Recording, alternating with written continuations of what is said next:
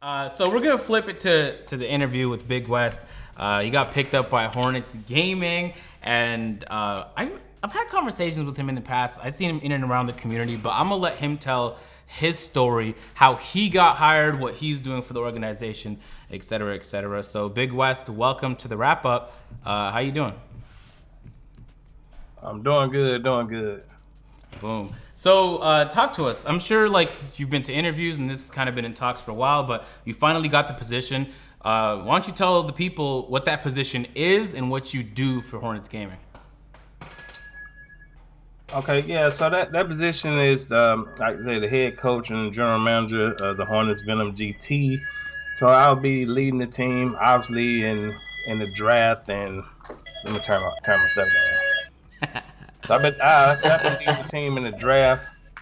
I've obviously picking the team, coaching the team once the team get here. Um, I say, getting the practice facilities together, player housing, etc., and just whatever else the team needs at, as they need it. Uh, just a note for the chat. If you guys have any questions for BiggWest, feel free to put them. We'll relay it to him, and we'll try and get him to answer them. So what kind of role do you have before the season starts during the combine when it comes to analyzing and scouting players? So like say before the season starts, so that will be, I want to say, probably like my primary thing is to start analyzing, scouting players. Like I said, on top of that, we'll be getting a practice facility together. We'll be getting player housing together. Probably just some marketing things, and just getting the brand out there. I'm definitely trying to establish myself in the community and establish a team in the community as well. So like I got a lot that I'm planning on doing, but I really won't physically get started with that until mid-August. Awesome. And you've worked for the Hawks Talent GC already as a special advisor. What did you learn there that you're going to bring with you to the Hornets? So like working with Hawks Talent GC, I honestly I learned a lot. Just dealing with how the structure of the league go. Pretty much who pay for what, who do this. Like the real structure of the league behind the scenes. I obviously we learned really watching these players. Like something, I'm gonna tell you, these players they stay up too late at night playing these games. So I'm just want to put that out there. But scouting the players, and just learning how to put a team together. You get, like getting guys with great character. The guys we felt like was going to fit well, mesh well together, especially with whoever we pick with our expansion draft. When we had that, so we definitely want to take our expansion players, thoughts into consideration when we going in the draft moving forward. Like after the expansion draft. So I kind of picked up on all that with the Hawks. G-Star in the chat asks, what's your draft strategy? Have you had a chance to maybe even think about, well, you've worked with teams in the past and you've been in the prime community for a while, so maybe you already have an idea, but is that something you could talk about, or is that a trade secret? I mean, like for me, my draft strategy right now, it's like I'm just currently right now focusing on the expansion draft. Like, so I'm just trying to watch as much of these games possible. Like, I go back and watch some games when I get off. So just trying to look at the talent that's in the league right now, because obviously that's going to be who I get to choose from during the expansion draft. After that, my draft strategy will possibly change when I get my players from the expansion draft in place, because like I said, I definitely going to take their thoughts into consideration and things like that. And then obviously anybody who know anything, once the game come out, we got to see how the game's played, right? What work, what don't work.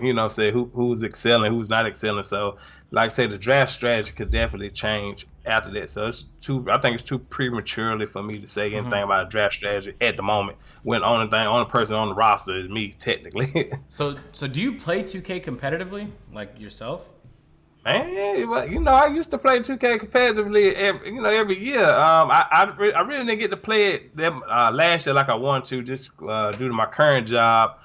We had branched off to a third shift, so anybody who work third shift know it's tough to play the game, man, and work a third shift. So, but previous years I used to play the game competitive all the time, especially like in the NPBA and things like that. Like that's kind of what we came up on, playing the game competitively, and then obviously we started the league So once our NPBA league kind of got started, I had to fall back from playing the game and deal with putting those stats and everything else, to help run the league, to keep the league going. Yeah. But before that, like, I used to play the game competitively all the time, man. I listen. I think I was like the best player in the world, technically. They ain't want no smoke. Hey, so maybe you could expand on that a little bit for the people who don't know. Talk to us about like your background with 2K before you even got involved with anything to do with the 2K League. Oh man, so I was it definitely kind of date back. I don't want to go back too far, but like I've been playing 2K for forever. I used to be a big one-on-one player, like with the regular teams 5v5. That used to be my thing. But when the my player kind of came out, I just kind of actually like fell in love with that mode. Every year it got better and better in my opinion. So I say about 2K14 new gens, Xbox Ones came out, then they kind of brought the park back and things like that. And I really fell in love with the park, especially 2K15. Like I just think I was the best thing on ice then. But I actually kind of got my feet wet with the leagues, joining the SBA. That's where I met LT at. Honestly, I think he was at the time. He was like the D League commissioner, and with the structure that they had, you had to go through the D League to get yourself into the league. Yeah. And I just thought that was just so dope. What I'm saying, like, just to compete like that, because we was playing a rec. But it kind of but the SBA kind of gave us a little more structure or whatever. Like far as playing games and things like that. So I kind of fell in love with that. And just to me as a competitor, like I never got to play with like my real life friends, so I had to always go out and find people to play with, and like kind of build my own team like that. So I think God was preparing me for this moment, because I met like a lot of people in doing it. Some people wasn't good, some people had terrible personalities and things like that. But you kind of got to see how a bad personality kind of can really mess up a whole team. But I say in doing it, like I said, I met LT. We became real good friends. We was in a party together, Xbox party together, and we decided like let's start our own league, and we kept coming with the name, and Kirk got involved, and it was kind of like a thing at first at 2K15. We just kind of threw it out there, and people kind of gravitated to it. So for me, I just like I get to thinking a lot. So I'm like, man, listen, I want to try to get a logo made and like really kind of put it out there. And so I kind of met at the time he was Tech, but now he's known as, I think I want to say, Chaos and Design.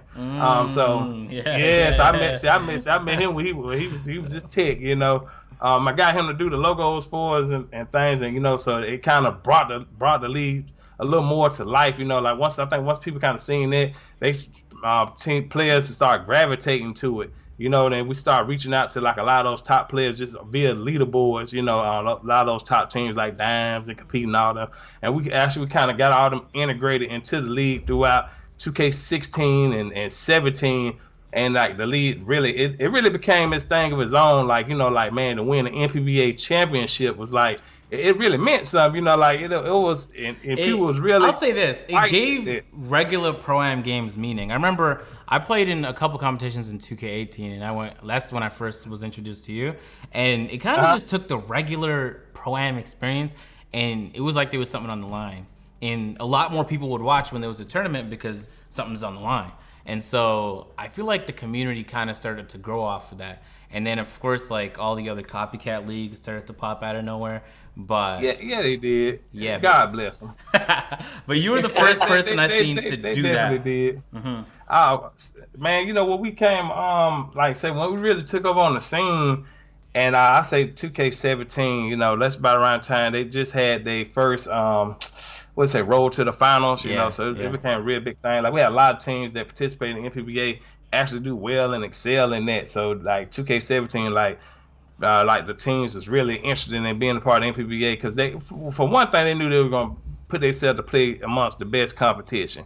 So I decided, like, we was already real heavy on Xbox. So I told LT, man, let's expand the PlayStation. We can use the same model that we've been using, like far as kind of keeping it through social media to kind of contact everybody, so and structure it out like that. So that's when we moved over to PlayStation, and we were so received well on PlayStation. It was amazing. And I think for that moment on, man, NPBA it just took on a life in itself. Like I tell people, man, to be the best, you got to beat the best. You know what I'm saying? The best is playing in the NPBA. So if you can make it there, you can make it anywhere. There was a lot of players that found themselves excelling in those leagues that eventually found their way to the 2K League. And so, yeah, that's dope. So I know you came up, you made a name for yourself in the community, and then, of course, you started to get involved with 2K League teams, and it's kind of dope to see everything go full circle, and now you have a full-time position with a new expansion team, and you have a chance to do things on your own. And so how confident are you going into next season that you can build a solid team around whatever core principles you have? I know you talked a lot about how one personality can destroy a whole team, so you have a lot of experience that I feel like will benefit you once your actual position begins. I don't know when that is. Like I say, the actual position begins, like I say, mid-August. Like I said, for me, first of all, I got to get my expansion players here. Once I get my expansion players, my players from the expansion draft here, like I say, I would definitely be in close contact with them throughout this process, because like I definitely want to, get players that they're gonna get along with, and they're gonna compete with. And like I said, for me, man, I like players that got a little dog in them. You know what I'm saying? So I mean, I'm very, like, when it comes down to coaching, like, listen, I expect a lot. I'm tough. I mean, like, I don't really know if they deal with that in the league right now. I might be too much for them, but but when we go through the interview process, things like that, I definitely think they'll get a good understanding, and they just might not want to play for me. They might, and that's okay. Because I want people here that don't want to be here. You gonna expect we're gonna put in some work. I expect a lot out of you. You can expect a lot out of me, and together we gonna do it. So you might have some. I might have players say I don't want to play for you. Yeah, and that's perfectly fine. AJ in the chat asks, is there a certain position you're interested to build your team around when the draft comes? I mean, so everybody, it ain't no secret in this league. Point guards make your team successful. So I need a point guard, a dog. That's what I need. So that's what I'm gonna build my team around when the time comes. Do you feel like you're at a disadvantage because you're an expansion team and some of these already established teams have their superstars or their star players and they just can already find the pieces to build around them, but you're kind of starting from scratch in a league where there's teams that already develop some team chemistry? I don't. Not really. It depends. Like, as far as this year, let's say it depends how many players they let them keep in the expansion draft. They let them keep 3 or 4. That's gonna put us at a kind of like at a disadvantage to a certain extent. But there's a lot of great talent that's left coming that could possibly make this season 3 pool. Like, it's still a lot of good players out here, great players. So all they gotta do is just make the pool, really, and that'll put everybody pretty much back on an even playing level. I don't think they really won't have is, like, say, that league experience. But I think throughout practices and things like that, we could kind of get them up to speed on that. I already have an idea of who you're looking at, just from the tone of your voice. Spoiler alert, it's a point guard. But what's one important attribute you're looking for in players?